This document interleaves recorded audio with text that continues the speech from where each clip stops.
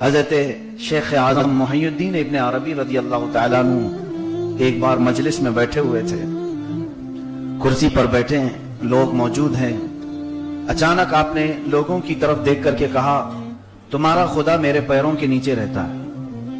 یہ بات سننی تھی کہ لوگ بھڑک اٹھے کہ یہ کیسی کیسی باتیں کر جاتے ہیں، کبھی اتنی بہکی باتیں کہ بھلا خدا کو پیروں کے نیچے کہنا یہ معمولی بات نہیں، کفر ہو جائے گا۔ لیکن یہ محی الدین ابن عربی رضی اللہ تعالیٰ عنہ اس پائے کے ولی ہیں کہ جن کا دفاع ہر ولی نے کیا ہے۔ اکثر اولیاء کاملین ان کو شیخ اعظم کہتے ہیں، اولیاء میں بھی۔ ان کی زبان سے جب ایسا جملہ نکلا ہے تو وہ فضول تو نہیں ہوگا۔ آپ نے فرمایا، تم جس کی عبادت کرتے ہو وہ میرے پیروں میں رہتا ہے۔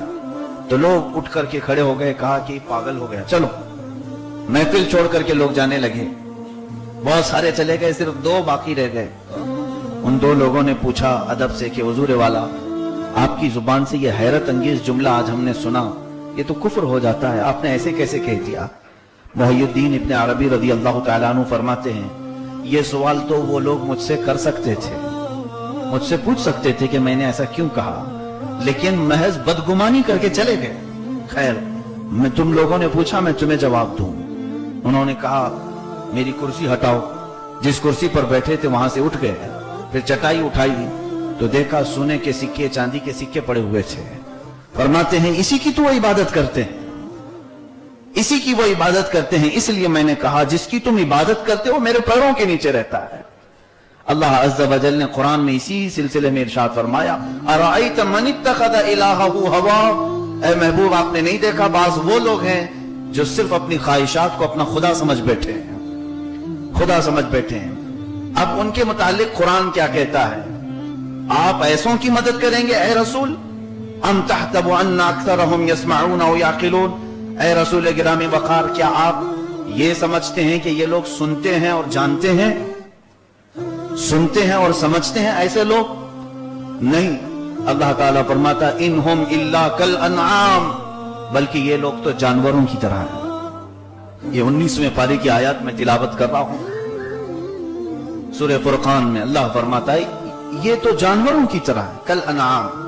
آگے بڑھ کر کے مولا فرماتا نہیں، بل ہم اضل، ان سے بھی گئے گزرے، جانوروں کی طرح نہیں، ان سے بھی گئے گزرے ہیں۔ اب یہاں پر مجھے سمجھانے کی ضرورت ہے کہ رب ذوالجلال نے بعض انسانوں کو جانوروں سے تشبیہ دی کہ یہ جانوروں کی طرح ہے، اور بعض کو کہا نہیں، ان سے بھی گئے گزرے ہیں، ان سے بھی زیادہ بھٹکے ہوئے ہیں۔ یہ دونوں چیزیں میں بتاؤں، ہوائے نفس، انسان کی خواہشات اسے کبھی کبھار اتنا رذیل کر دیتی ہے، اتنا ذلیل کر دیتی ہے، ان خواہشات میں وہ اپنی انسانیت بھی بھول جاتا ہے۔ جانور کے اندر کچھ آداب ہیں، لیکن انسان جب اپنی انسانیت بھول جاتا ہے تو وہ آداب بھی ختم کر جاتا ہے۔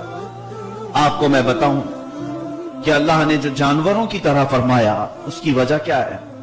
جانور کو اللہ تعالیٰ نے کسی چیز کا مکلف نہیں کیا۔ کیا ان پر نماز روزہ حج زکوٰۃ ہے، فرض ہے؟ نہیں۔ جانوروں کو اللہ نے کسی چیز کا حکم بھی نہیں دیا اور کسی چیز سے روکا بھی نہیں۔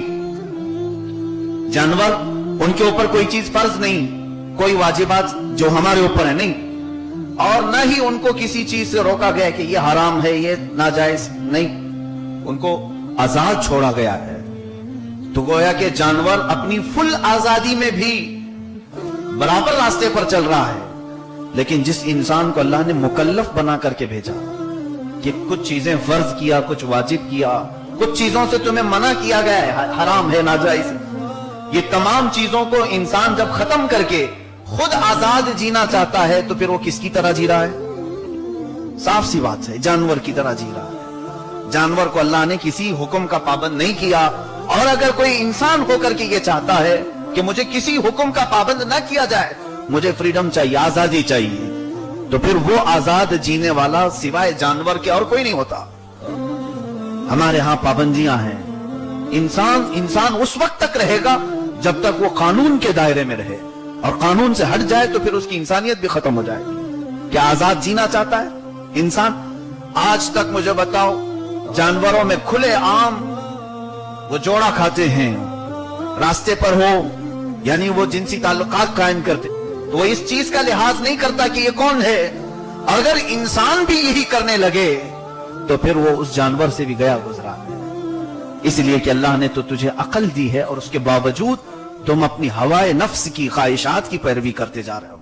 उन्हीं के लिए अल्लाह फरमाता है, महबूब आपने नहीं देखा, बाज लोग अपनी ख्वाहिशात को अपना माबूद बना बैठे हैं, अपनी ख्वाहिशात जो मन में आए वो करते जाए। शराब पीने की ख्वाहिश हुई, उठ करके चला गया, पी लिया।